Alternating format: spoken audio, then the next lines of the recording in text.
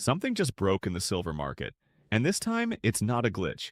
It's not a technical error. It's not market volatility. This is the sound of a major European bank being squeezed until it bleeds metal. Ladies and gentlemen, I need you to stop what you're doing and listen to me very carefully. Because what I'm about to show you represents the most significant shift in the precious metals landscape that we have witnessed in decades. We are watching the real-time transfer of power from one banking giant to another, and the weapon being used isn't cash. It's 3 million ounces of physical silver. Deutsche Bank has just been forced to deliver 3 million ounces of silver to JPMorgan Chase. 3 million ounces. That's not a routine transaction. That's not normal market flow. That's a bank bleeding out its precious metals inventory under what appears to be extraordinary pressure. But here's where this story gets dark. JPMorgan didn't just receive this metal. They absorbed it into a position that now represents roughly 80% control of a critical segment of the physical silver market. 80%. Think about what that means. Think about what that level of concentration does to price discovery. Think about what happens when one entity controls that much of anything. The mainstream financial media isn't covering this. The financial press that spent months obsessing over bank stress tests and capital ratios has gone completely silent about a 3 million ounce forced delivery. Why? Because this isn't the kind of story that fits their narrative. This is the kind of story that reveals how the system actually works when the pressure gets real. Deutsche Bank didn't wake up this morning and decide to hand over 3 million ounces of silver to their biggest competitor. Banks don't voluntarily surrender strategic assets. Banks don't voluntarily reduce their precious metals inventory during a period of unprecedented industrial demand. This was forced.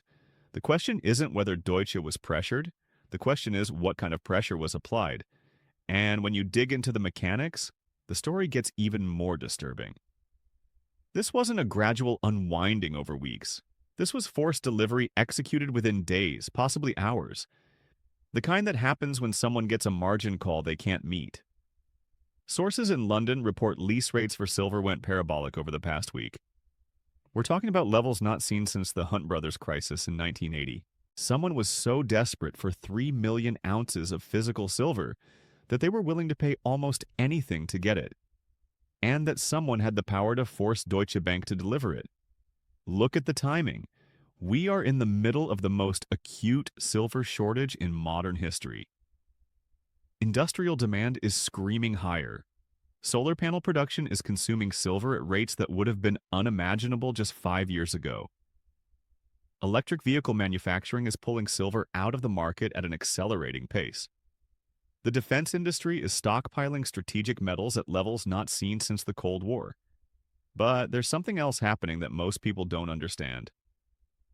The geopolitical dimension of this Deutsche Bank squeeze goes far deeper than market dynamics.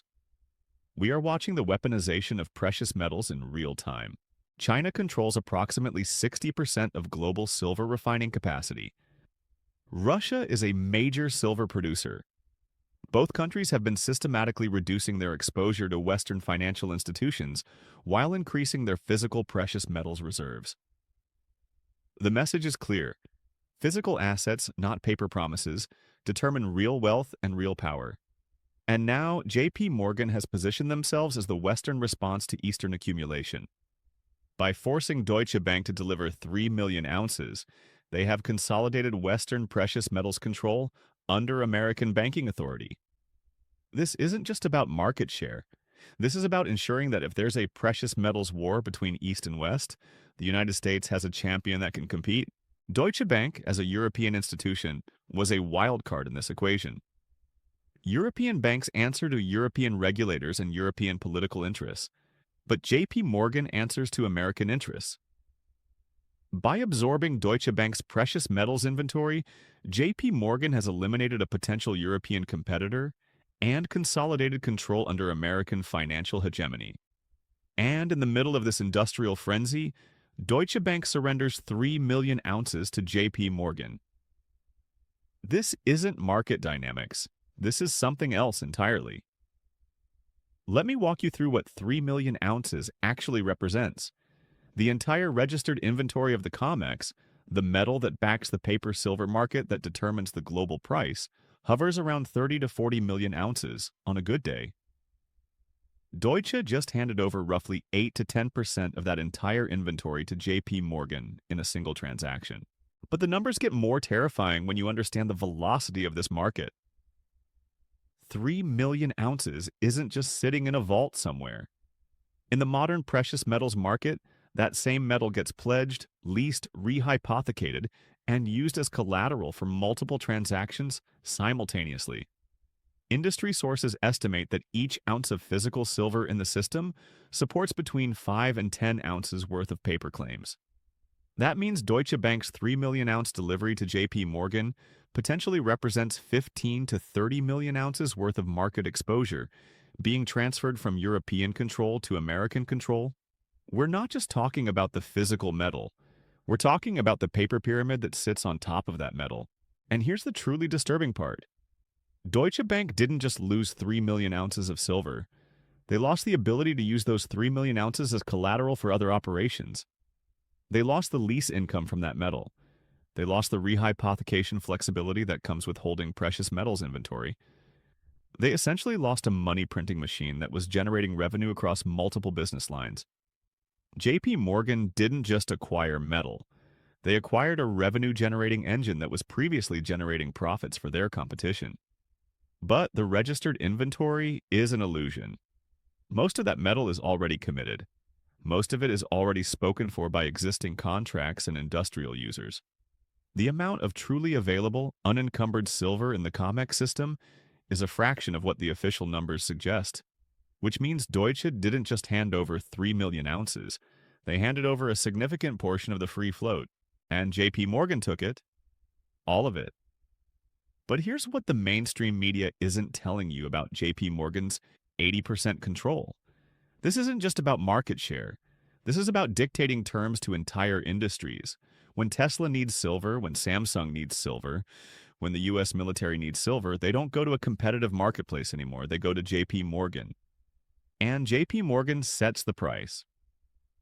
JP Morgan sets the terms. JP Morgan decides who gets metal and who waits. This is what economic warfare looks like in the modern age. It's not fought with tariffs or sanctions. It's fought with the strategic accumulation of physical assets that entire industries depend on for survival. And JP Morgan just won a major battle. The timing of this Deutsche Bank squeeze isn't coincidental. We are less than 60 days away from a series of major industrial contracts coming up for renewal. Solar panel manufacturers in Asia are scrambling to secure silver supplies for the next 18 months. Electric vehicle companies are looking at production schedules that require unprecedented amounts of silver. Defense contractors are facing procurement deadlines that can't be missed. And now JP Morgan controls 80% of the metal they all need. Think about the negotiating power that gives them. Think about the premiums they can charge. Think about the political influence that comes with controlling a strategic resource that entire economies depend on. Now, JP Morgan controls 80% of what matters in this market. Not 80% of all silver. 80% of the silver that moves. 80% of the silver that sets prices. 80% of the silver that industrial users depend on when they need to source material for production. This is what a corner looks like in real time. But here's what makes this truly terrifying. Deutsche Bank isn't some minor player in the precious metals space. They are one of the largest bullion banks in the world. They have been a major market maker in precious metals for decades. They have vaults in London. They have trading desks in New York. They have relationships with miners, refiners, and industrial users across the globe. And they just got squeezed out. If Deutsche Bank, with all their resources and all their connections, can be forced to deliver 3 million ounces to JP Morgan, what does that tell you about the balance of power in this market? What does that tell you about who is really in control when the pressure gets applied? The retail silver market is already feeling the impact. Silver Eagle availability has essentially evaporated. Dealers who have been in business for decades are reporting supply chains that have simply stopped functioning. Lead times that used to be measured in days are now measured in weeks and in some cases months. This isn't about retail investors buying coins. This is about the wholesale destruction of the supply chain that feeds the retail market. When JP Morgan absorbs 3 million ounces from Deutsche Bank, that metal doesn't just disappear from Deutsche's balance sheet, it disappears from the market entirely. JP Morgan doesn't sell, they accumulate. They have been accumulating for years. Every time there has been a crisis in the precious metals market, every time there has been forced selling, every time another institution has found itself under pressure, JP Morgan has been there to absorb the metal. And now they control 80% of the flow. Think about what this means for price discovery. In a normal market, prices are set by the interaction between buyers and sellers with multiple participants creating competition and transparency. But when one entity controls 80% of the available supply, price discovery breaks down. The price becomes whatever that entity decides it should be. JP Morgan isn't just a market participant anymore, they are the market. And this Deutsche Bank transaction proves it. 3 million ounces moved from one vault to another, and the entire structure of the silver market shifted. Not because of supply and demand fundamentals, not because of industrial usage patterns, not because of mining production changes, because one bank squeezed another bank until they bled metal. The implications extend far beyond silver. If JP Morgan can force Deutsche Bank to deliver 3 million ounces of silver, what else can they force? What other positions are underwater? What other banks are sitting on precious metals inventory that they can't afford to defend? This is the beginning of a consolidation that will reshape the entire precious metals landscape. The weak hands are being shaken out. Not retail investors this time, not small mining companies.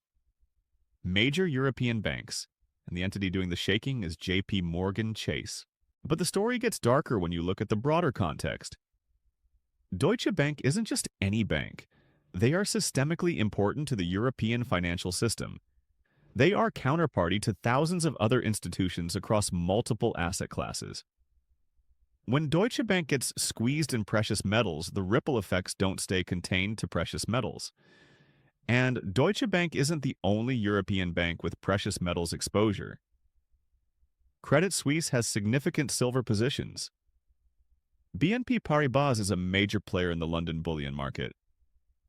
Societe Generale has trading desks that depend on precious metals inventory for their operations. If JP Morgan can force Deutsche Bank to deliver 3 million ounces, what's stopping them from targeting the next bank? What's stopping them from systematically squeezing every major European competitor until they control 95%? This is how monopolies are born. Not through organic growth, but through systematic elimination of competition using tactics most people never see. The European Central Bank has to be watching this. They have to understand what a JP Morgan monopoly in precious metals means for European financial sovereignty. But what can they do? Print euros and try to outbid JP Morgan for physical silver? Launch an investigation that JP Morgan will fight with an army of lawyers? JP Morgan has positioned themselves beyond the reach of traditional regulatory responses. They control the physical reality that underlies the paper markets. And physical reality doesn't care about regulatory jurisdiction. Currency markets react. Bond markets react. Equity markets react. The 3 million ounce delivery to JP Morgan isn't just about silver. It's about the redistribution of financial power at the highest levels of the global banking system. And that redistribution is happening right now in real time, while most people are completely unaware that it's occurring. The retail silver shortage is just the visible symptom of a much deeper structural shift. When eagles disappear from coin shops, when premiums spike to historic levels, when delivery times stretch to months, what you're seeing isn't just supply and demand imbalance. You're seeing the downstream effects of JP Morgan's 80% control being exercised. But the retail shortage is about to get much worse. The 3 million ounces that Deutsche Bank delivered to JP Morgan weren't sitting in some vault collecting dust. That metal was actively being used to supply the retail market. Coin dealers, precious metals retailers, small institutional buyers. They all depended on Deutsche Bank's willingness to sell metal into the market to keep their shelves stocked. Now that metal is in JP Morgan's vault, and JP Morgan doesn't sell to retail, they accumulate from retail, the major precious metals dealers are reporting something unprecedented, Not just higher premiums or longer wait times, but actual allocation systems. For the first time in decades, dealers are having to limit how much silver individual customers can buy. Not because of price, but because of pure availability. One major dealer in Texas told me off the record that they have had to implement a lottery system for silver eagles. A lottery system for U.S. legal tender currency. Think about what that means. Think about what happens to a market when legal tender becomes so scarce that you need to win a lottery to buy it. But the retail shortage is just the tip of the iceberg. Industrial users are facing something far more serious. Manufacturing companies that have relied on just-in-time delivery of silver for their production processes are being forced to completely restructure their operations. Companies that used to be able to source silver with a few days' notice are now being quoted lead times of months if they can get quotes at all. I've been in contact with a procurement manager at a major electronics manufacturer who told me they have been forced to redesign entire product lines because they can no longer guarantee silver availability. They are substituting inferior materials and accepting reduced performance because the silver simply isn't there. This is what economic warfare looks like at the ground level. Not dramatic headlines or stock market crashes, but quiet supply chain disruptions that force companies to make products that don't work as well, cost more to produce, and deliver less value to consumers.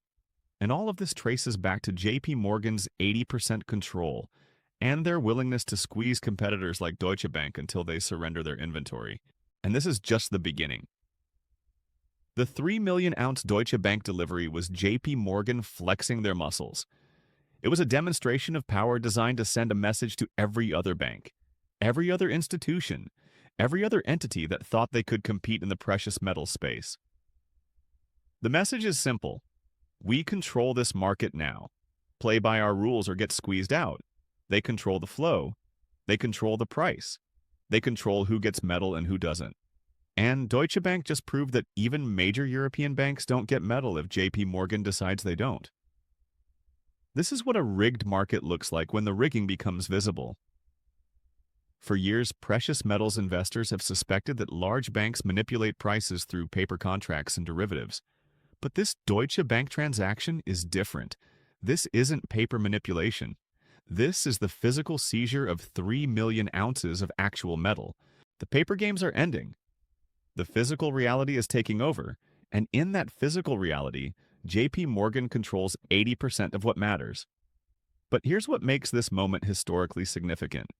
We are witnessing the transition from a paper-based precious metals market to a physical-based precious metals market happening in real time. For decades, the price of silver was set by trading activity on the COMEX, by derivative contracts and futures speculation. The physical market followed the paper market. That relationship just reversed. The Deutsche Bank delivery proves that physical control now trumps paper games. JPMorgan didn't acquire 80% control through clever derivatives trading or algorithmic manipulation. They acquired it by forcing the physical delivery of actual metal. This is what the end of the paper-silver market looks like. Not a dramatic crash or a regulatory shutdown, but a quiet absorption of physical inventory by one dominant entity until paper contracts become irrelevant. And once paper contracts become irrelevant, price discovery moves to the physical market, which means price discovery moves to wherever JPMorgan decides it should happen. They don't just control 80% of the silver market now, they control 80% of the mechanism that determines what silver is worth. The Deutsche Bank squeeze wasn't just about 3 million ounces. It was about JPMorgan demonstrating that they have moved beyond market manipulation into market ownership. And market ownership means they don't have to manipulate prices anymore. They can simply set them. The historical parallels are chilling. In 1979 and 1980, the Hunt brothers attempted to corner the silver market by accumulating physical metal and taking delivery on futures contracts. Their operation ultimately failed, but not before silver prices spiked from single digits to over $50 per ounce. The Hunt brothers were eventually stopped by regulatory intervention and changes to exchange rules. But JPMorgan isn't the Hunt brothers. They aren't oil speculators from Texas trying to corner a market from the outside. They are the market. They are integrated into every level of the financial system. They are the custodian for the largest silver ETF. They are one of the primary dealers for the Federal Reserve. They are too big to fail and too connected to shut down. When the Hunt brothers cornered silver, the regulators could change the rules to stop them. What rules can regulators change to stop JPMorgan? What authority do they have over an institution that holds 80% of the physical silver market through legitimate business transactions? The answer is none. JPMorgan has achieved something the Hunt brothers never could: a corner on silver that is regulatory proof, politically untouchable, and systemically essential. And the Deutsche Bank delivery proves that their corner is complete. The question isn't whether this will continue.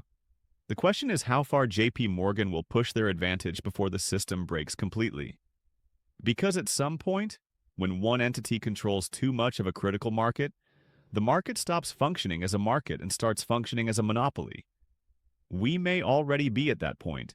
The Deutsche Bank delivery is the proof. 3 million ounces. 80% control. Eagle's gone. The squeeze isn't coming. The squeeze is here. And it's bigger than anyone imagined.